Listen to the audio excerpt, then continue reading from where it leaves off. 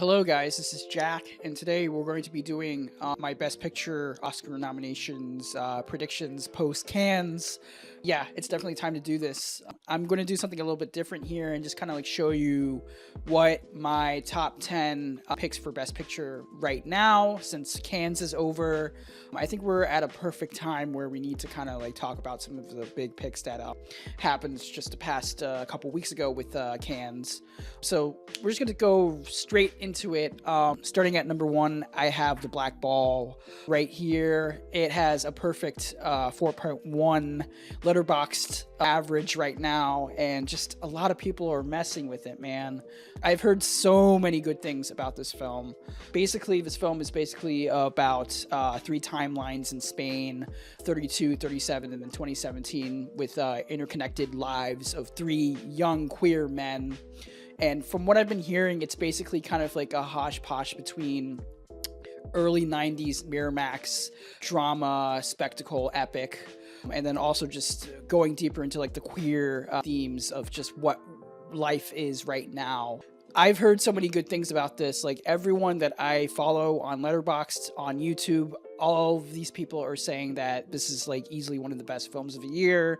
And Netflix has picked this up, so it is going to be a front runner once we get into the fall season, and it's going to play a lot at TIFF. Like I can see Netflix just like spamming the hell out of just all of the screenings for this film at TIFF and other places. And you know, Netflix is really good at their campaigns, so it's a given that it will get a nomination for Best Picture, but I think it might match Emilia Perez's 13 nominations, and maybe a little bit more if the film starts to really pick up once the fall hits.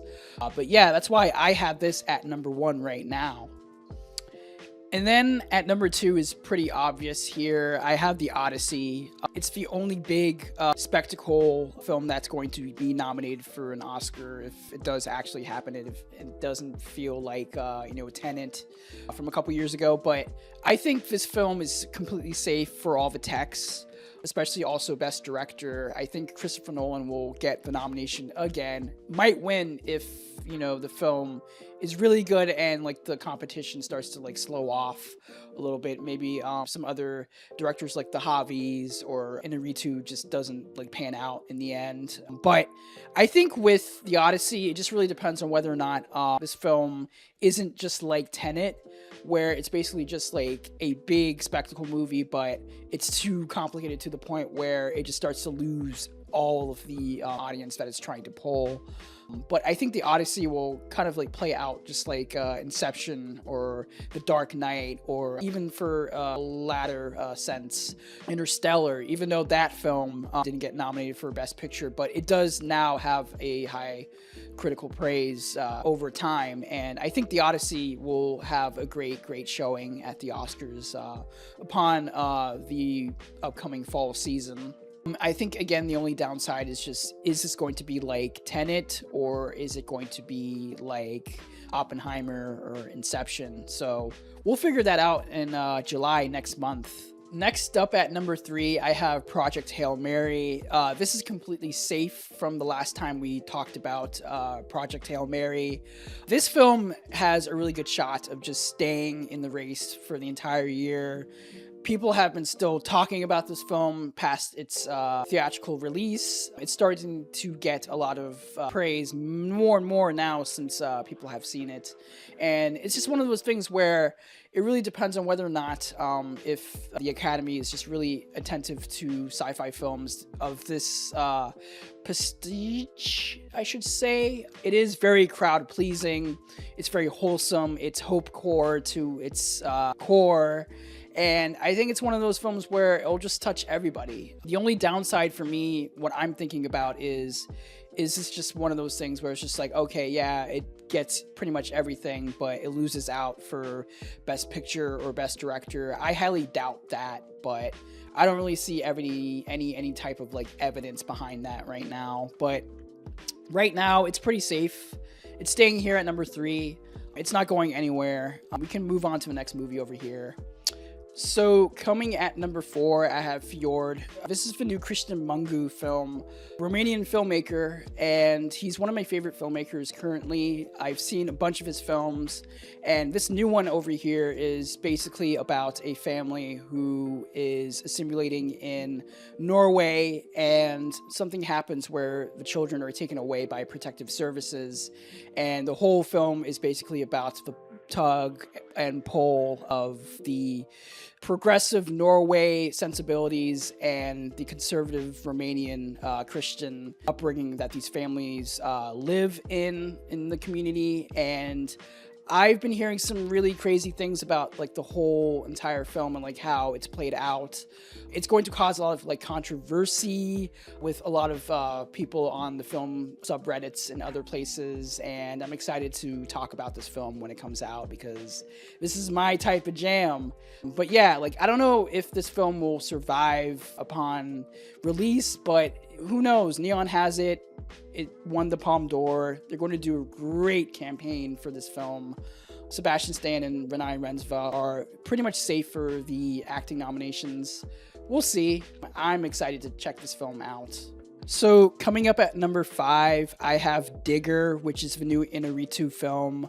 This has test screened a few times from what I've been hearing. It's pretty great.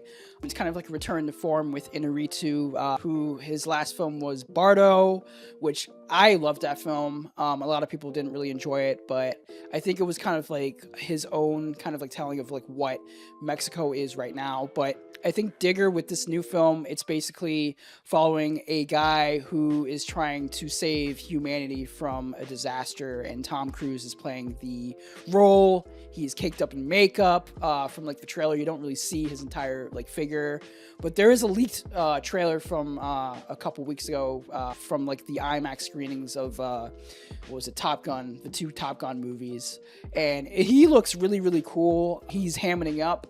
Tom Cruise is going to do a lot of acting, and he's going to give a really great campaign for this film.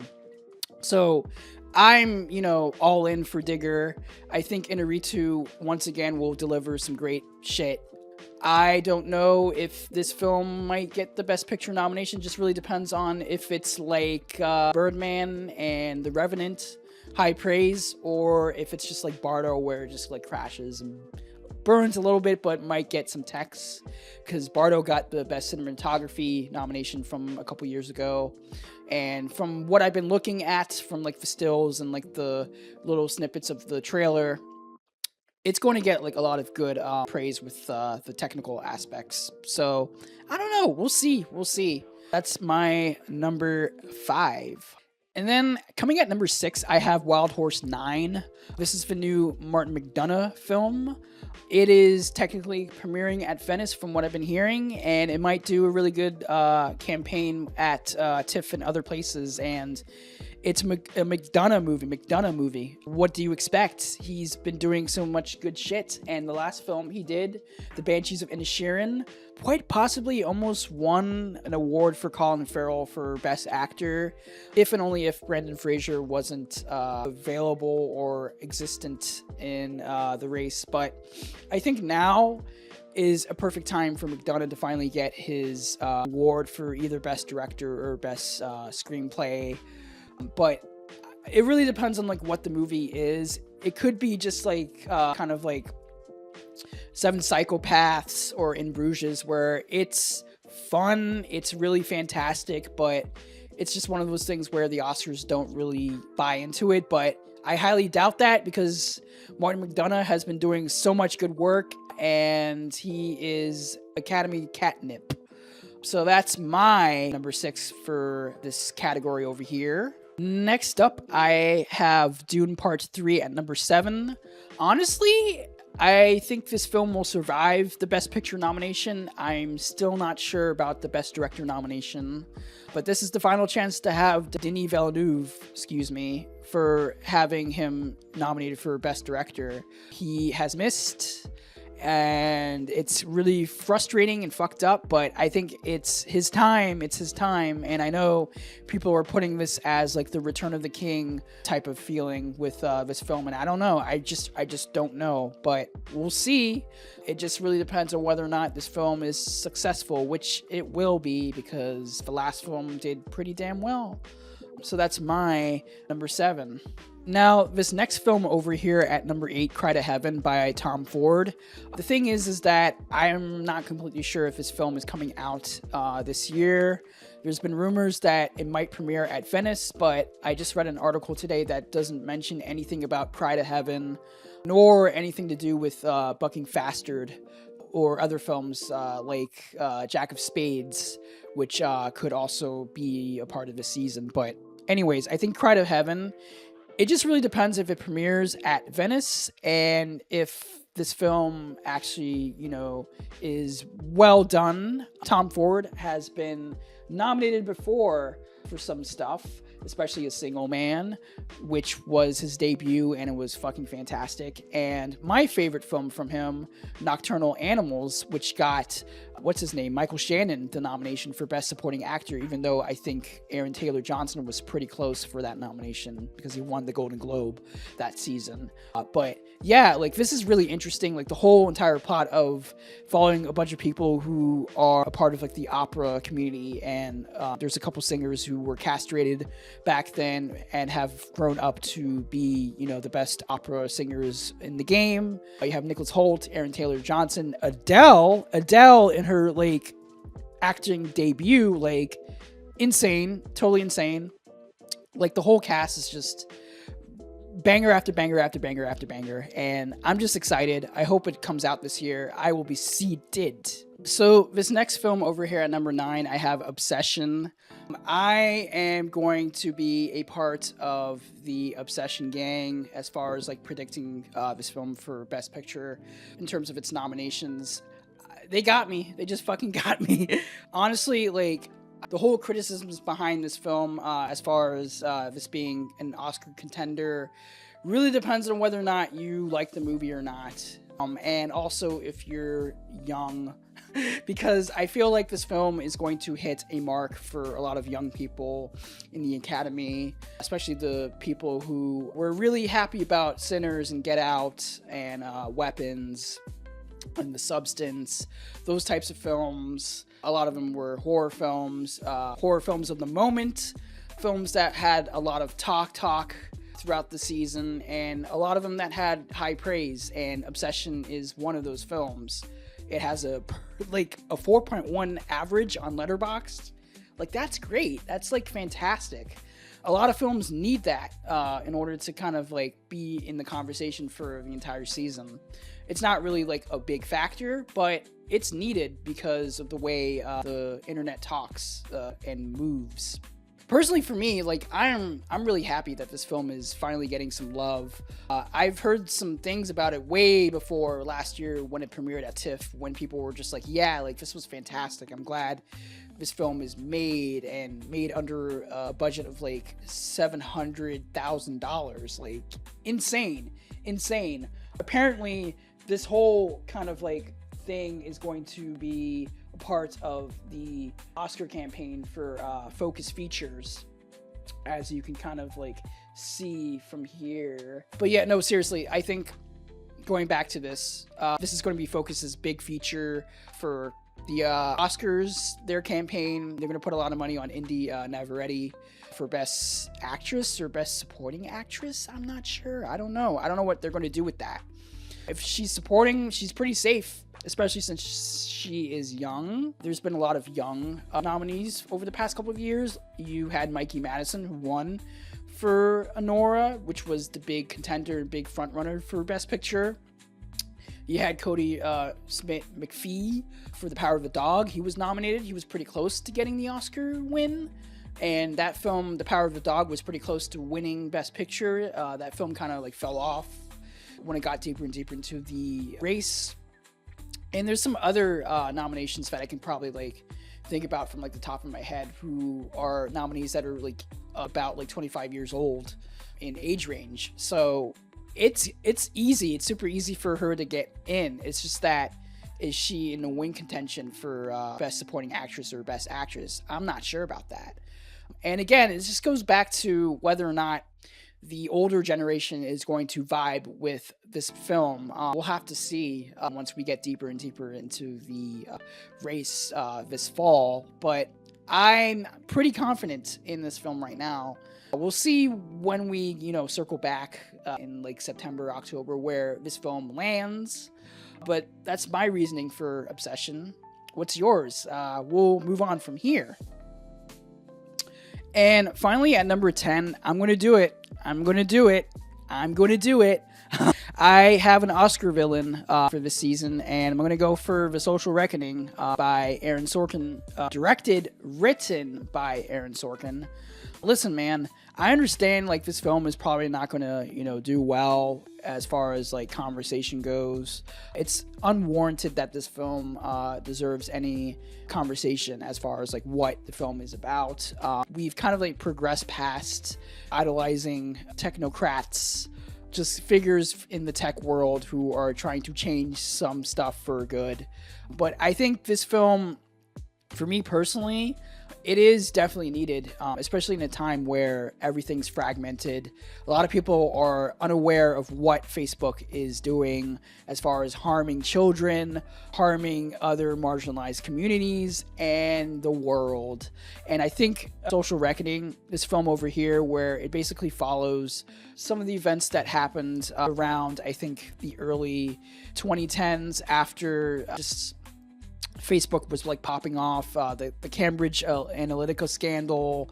There was also the whole leaks of Facebook kind of like undermining and causing a lot of stir with their algorithms, and creating basically very attentive but also threatening usage of the algorithm for young children, which causes addiction and causes a lot of children to either commit redacted. So I think the story itself and like what it's covering is important and definitely needed in a time that is very, what should I say, media illiterate. But I think with this film, it just really depends on whether or not Aaron Sorkin is ready to tell this story now.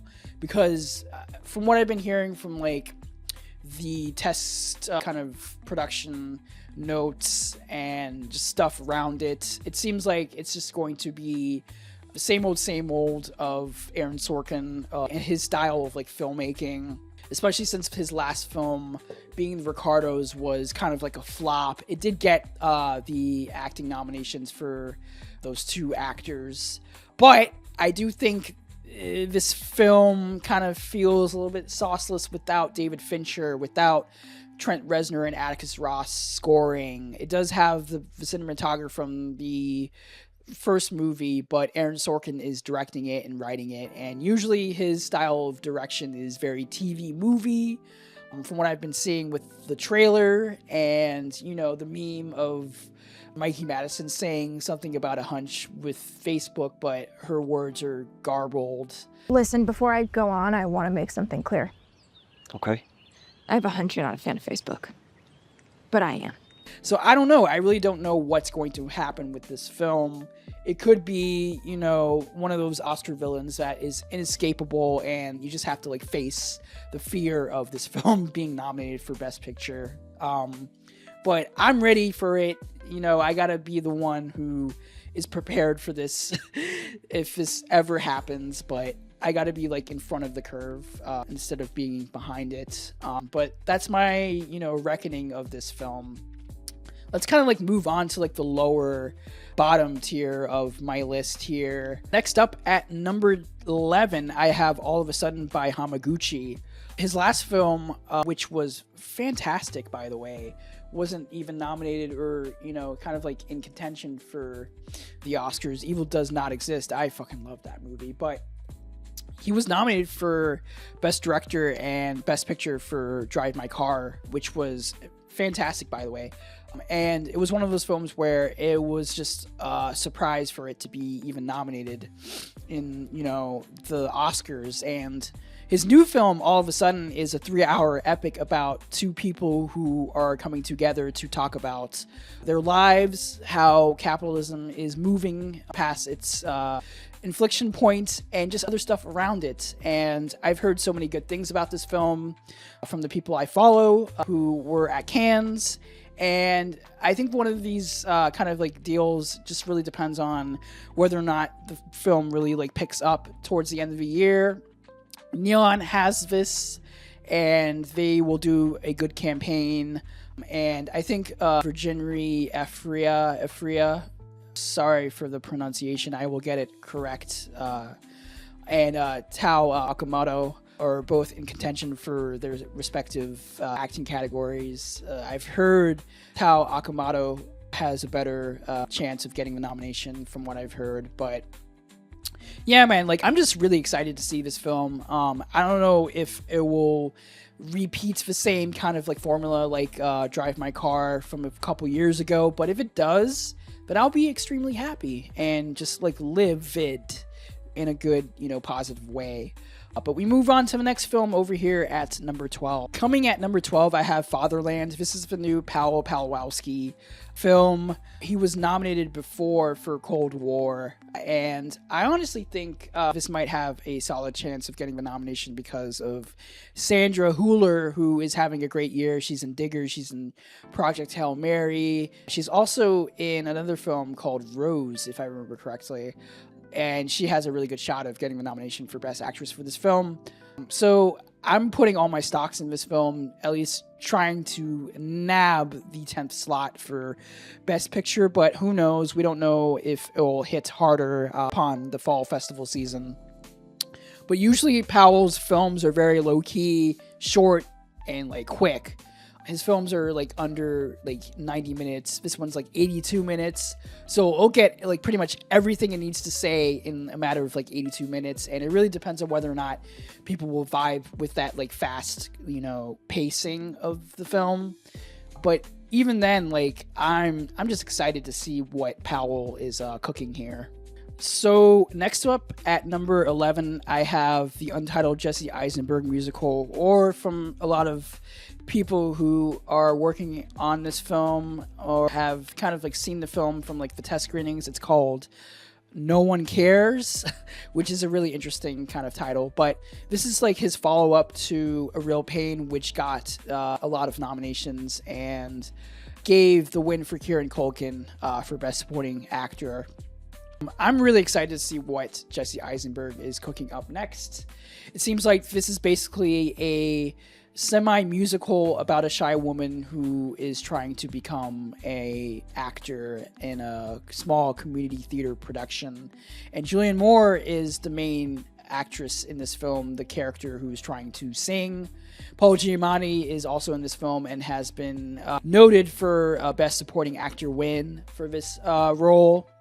So we'll see what's going to happen with this film. I don't really have any negatives. If it's just like, Jesse Eisenberg's first film with Finn Wolfhard, then it's over. But if it's just like A Real Pain, then we're back than ever before. Then next up, I have Club Kid at number 14 here. And this is Jordan Firstman's first film. This got insane praise at Cannes. So much so that it pretty much saved the entire Cannes lineup for a couple days because it was like a drought. A lot of films flopped, and then a couple of gay films just, rose the entire festival up, and Club Kid was one of them. And it's basically kind of like Big Daddy, where you're following a guy who is partying all day, all night, and one day a kid shows up to his doorstep and he has to take care of the kid. I've seen Jordan Firstman's performances before. He was in one of my craziest films from, I think, last year or the year before, Rotting in the Sun, and he was hilarious in that film, and I highly recommend checking out Rotting in the Sun. And his kind of style of like comedy is abrasive, very like Gen Z, Gen X, almost kind of like annoying in some kind of like capacity. But I think this is one of those films where if the older generation really eats this up, then we're in for a treat. But I feel like this film is going to be like Challengers, where a lot of young people are going to vibe with it, but the older generation is just going to go like, I don't know about that. And also Diego Calva's in this film, so I'm really excited to see what he does here. And then next up, I have Sense and Sensibility at number 15 over here. This is the Georgia Oakley version of Sense of Sensibility, which is an adaptation of the classic novel. The last, I think, adaptation was in the 90s, and I think Ang Lee did the adaptation, and that did pretty well during the Oscar season. And I think redoing it again is definitely needed, especially now since a lot of like these older classic novels are getting a lot of readaptations.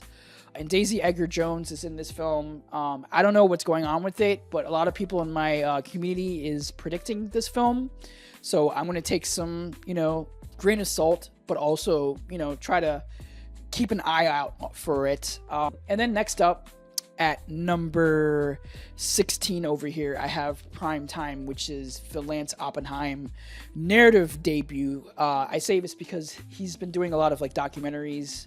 He did one of my favorite documentaries of 2020, which was Some Kind of Heaven. And his style of like filmmaking is very realistic, kind of like almost like psychedelic to a point. And Primetime is basically following the To Catch a Predator host Chris Hansen and how he, started making waves with the TV show. And Robert Pattinson is playing Chris Hansen, the young Chris Hansen, and it's really going to be very fascinating.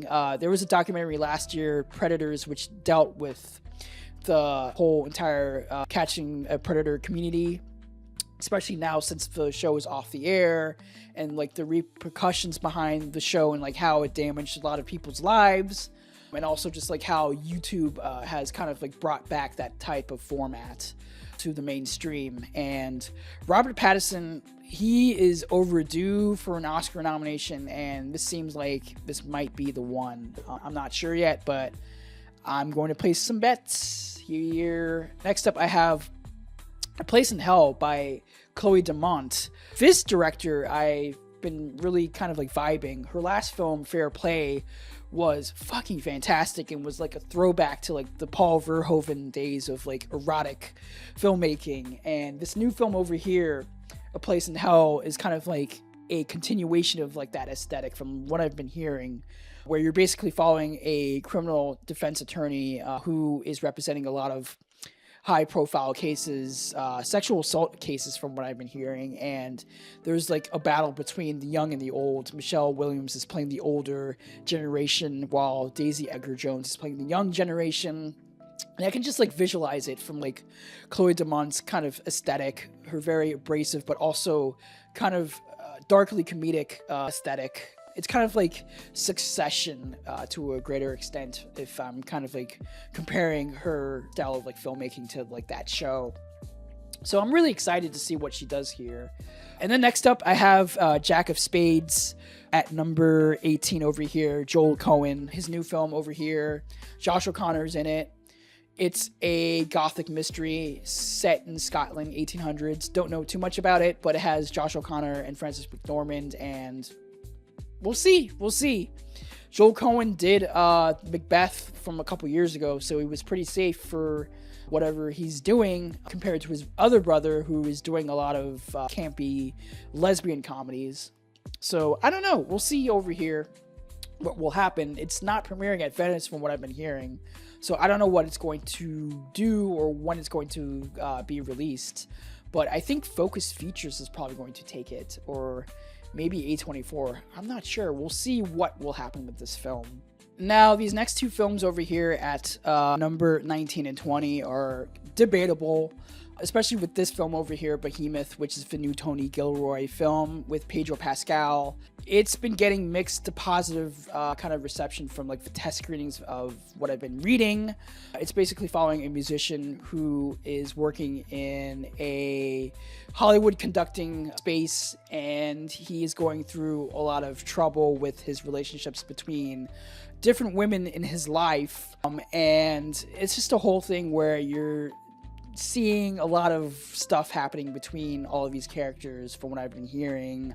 I can't really speak on it yet. I haven't seen the film, but I heard Pedro Pascal is pretty good in it, and I've also heard some good things about the other actors. So we'll see. We'll see. It's Tony Gilroy. He did do Michael Clayton, which is the most underrated legal thriller of the generation. So we'll see what will happen here. And finally, I have Being Human, which is the Sian Heder film. Her last film, Coda, won Best Picture unjustifiably because I thought that film was great, but it was not Oscar worthy in my opinion. But she's back with another film, and I expect this film to be very generic, trite, and just very crowd pleasing, and that's fine.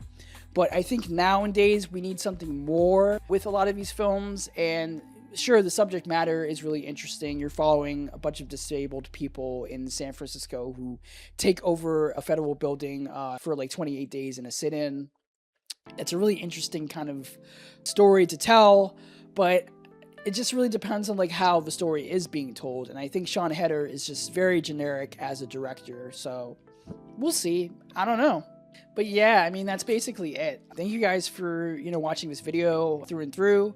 I will be doing more movie reviews. There's a lot of stuff happening. I'm going to be in New York City as I'm recording this video, so there'll be a lot of reviews coming in and out during that weekend, or maybe in the middle of the week of next week. Stick around, follow my socials. There's a lot of places where you can follow me. And yeah, thank you guys. Peace out.